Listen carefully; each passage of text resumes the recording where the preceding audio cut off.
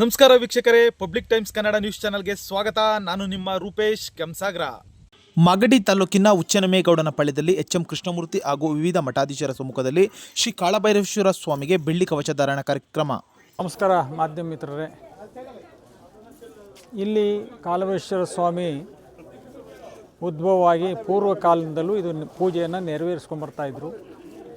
ಇಲ್ಲಿ ಒಂದು ಹರಸೇವೆ ಅನ್ನೋದು ಪ್ರತಿ ವರ್ಷ ಕಾಳಭೈರೇಶ್ವರ ಸ್ವಾಮಿಯ ಒಂದು ಚಿಕ್ಕದಾಗಿ ಒಂದು ಶಿಲೆ ಇದ್ದಾಗಲಿಂದನೂ ಇಲ್ಲಿ ಒಂದು ಪೂಜೆ ನೆರವೇರ್ತಾಯಿತ್ತು. ಇಲ್ಲಿನ ಗ್ರಾಮಸ್ಥರು, ಸುತ್ತಮುತ್ತಲ ಗ್ರಾಮಸ್ಥರು ಇದೊಂದು ಹಬ್ಬವನ್ನು ಸರಳವಾಗಿ ಆಚರಿಸ್ಕೊಂಡು ಕಷ್ಟ ಇರಲಿ ಸುಖ ಇರಲಿ ಎಲ್ಲವನ್ನು ಮಾಡಿಕೊಂಡು ಇಲ್ಲಿ ಬಂದಂಥವ್ರಿಗೆ ಅನ್ನದಾಸೋಹ ಮಾಡ್ತಾಯಿದ್ರು. ಇವತ್ತು ನಮ್ಮ ಮನೆ ದೇವರಾದ ಶ್ರೀ ಕಾಳಭೈರೇಶ್ವರ ಸ್ವಾಮಿಗೆ ಮನಸ್ಸೇನೋ ಒಂದು ಇಚ್ಛೆ ಆಗಿ ಅದಕ್ಕೆ ಒಂದು ಆಭರಣವನ್ನು ಮಾಡಿಸ್ಬೇಕು ಅಂಥೇಳಿ ಒಂದು 3.5 ತಿಂಗಳ ಹಿಂದೆ ಒಂದು ಸಂಕಲ್ಪ ಆಯಿತು.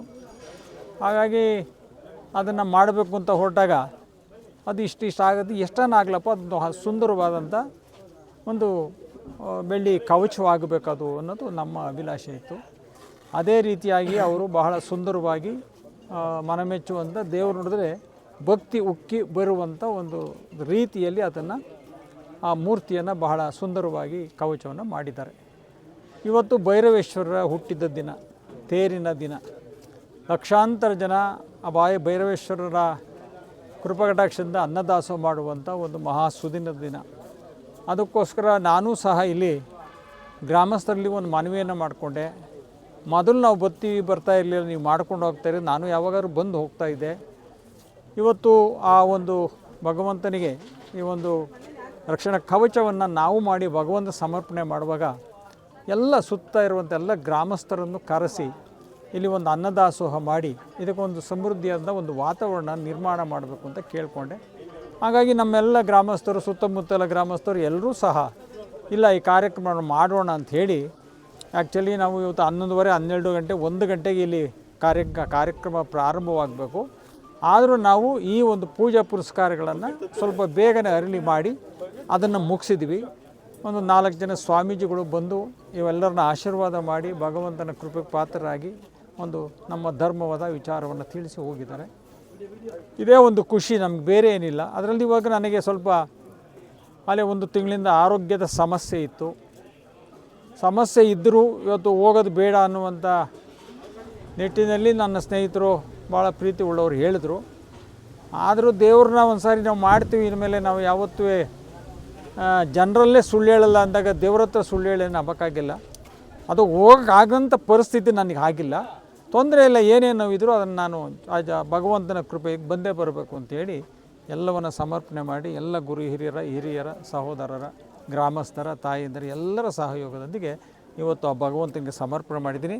ಅದು ಇವತ್ತು ಏನು ಆ ಚಿನ್ನದ ಹೊಳಪು ಚೆಲ್ಲಿದೆ, ಈ ಮಾಗಡಿ ಕ್ಷೇತ್ರಕ್ಕೆ ಅದು ಚೆಲ್ಲಲಿ, ಮಾಗಡಿ ಬೆಳಕಾಗಲಿ ಅನ್ನೋದು ನನ್ನ ಉದ್ದೇಶ. ನನ್ನ ಸ್ವಾರ್ಥ ಇಲ್ಲ. ಭಗವಂತ ಮುಂದೆ ಅವತ್ತು ಹೇಳ್ತೀನಿ, ಇವತ್ತು ಹೇಳ್ತೀನಿ, ಏನಾದರೂ ಅದರ ಮಾಗಡಿ ಕೆಂಪೇಗೌಡ ನಾಡು ಒಂದು ಏಳಿಗೆ ಆಗಬೇಕು ಅನ್ನೋದು ಒಂದೇ ಒಂದು ಗುರಿ ಇದೆ. ಭಗವಂತ ಏನು ಆಡಿಸ್ತಾನೆ ಅದನ್ನು ನಾನು ಆಡ್ತೀನಿ. ನಾನು ಯಾವತ್ತೂ ವೈಯಕ್ತಿಕ ಮಾತಾಡಿಲ್ಲ, ಅಹಂಕಾರದ ಮಾತಿಲ್ಲ, ನಾನು ಅನ್ನೋ ಹಂಬವ ಇಲ್ಲ, ಅಥವಾ ನಾನು ಮಾಡ್ತಿರ್ಬೇಕು ಅನ್ನೋದಕ್ಕೆ ನಾನೇನು ಒತ್ಕೊಂಬಂದಿಲ್ಲ. ಹಾಗಾಗಿ ಆ ಭಗವಂತ ಏನೇನು ನನ್ನ ಕೈಲಿ ಮಾಡಿಸ್ಬೇಕು ಅಂತ ಇದ್ದಾನೆ ಅದನ್ನು ಅವನು ಮಾಡಿಸ್ತಾನೆ, ನಾನು ಮಾಡ್ತೀನಿ, ಅವನ ಸೇವಕನಾಗಿದ್ದೀನಿ. ನಿರಂತರವಾಗಿ ಒಳ್ಳೆಯದಕ್ಕೆ ಇಲ್ಲಿ ಆದ್ಯತೆಯನ್ನು ಕೊಡ್ತೀನಿ ಅಂತ ಹೇಳಿ ನನ್ನ ಮಾತನ್ನು ಮುಗಿಸ್ತೀನಿ. ನಮಸ್ಕಾರ. ಯಾವುದು ಇಲ್ಲ, ಆ ಥರ ಏನಿಲ್ಲ. ನಾನು ಮೊದಲಿಂದನೂ ಅದನ್ನು ಮಾಡಿಸ್ಬೇಕು ಅಂತ ಒಂದು ಅಭಿಲಾಷೆ ಇತ್ತು, ಕಾಲ ಕೂಡಿರಲಿಲ್ಲ. ಅದು ನಮ್ಮ ಅಣ್ಣನ ಮಗ ಬಂದು ಏನಣ್ಣ ಹಿಂಗೆ ಮಾಡ್ಬೋದಾ ಅಂಕಲ್ ಅಂದ. ಮಾಡೋದು ಎಲ್ಲಿದೆ ಕರ್ಕೊಂಬಂದಿದ್ದೇನೆ, ಸರಿ ಬಾ ಅಂದ್ಬಿಟ್ಟು ಹಂಗೆ ಕರೆದು ಅದೇ ಥರ ಹಂಗೆ ಮೂಮೆಂಟು ಇದಾಗಿದ್ದು. ಬೆಳ್ಳಿ ಮತ್ತು ಪಂಚಲೋಹ ಎಲ್ಲ ಮಿಕ್ಸ್ ಆಗಿದೆ. ಚಿನ್ನದ ಲೋಪ ಇದೆ, ಮೇಲೆ ಲೇಪನ ಮಾಡಿಸಿದ್ದಾರೆ. ಎಲ್ಲ ಒಂದು 3.5-3.25 ಲಕ್ಷ ಅದಕ್ಕೆ ಹಣ ವ್ಯಯ ಮಾಡಿದ್ದಾರೆ.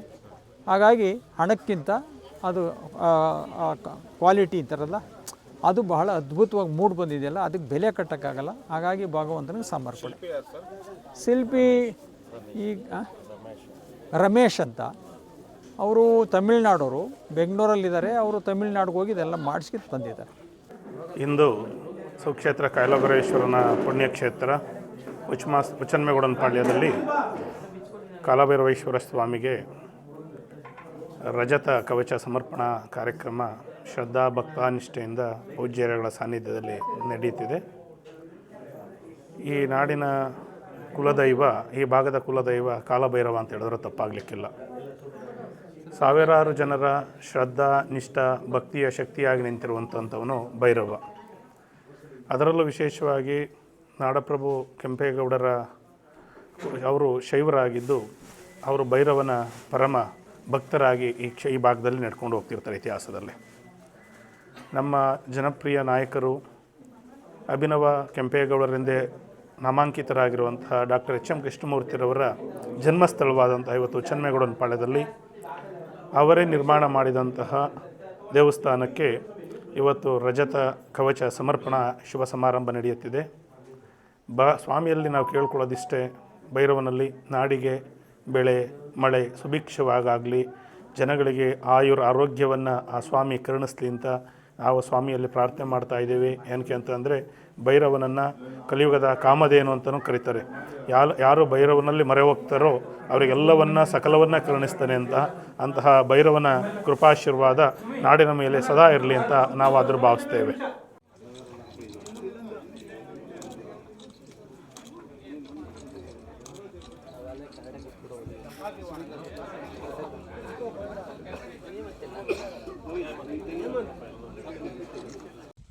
ನಿರಂತರ ಸುದ್ದಿ ಸಮಾಚಾರಕ್ಕಾಗಿ ವೀಕ್ಷಿಸಿ ನಿಮ್ಮ public times Kannada news channel ಅನ್ನು. ವಂದನೆಗಳು.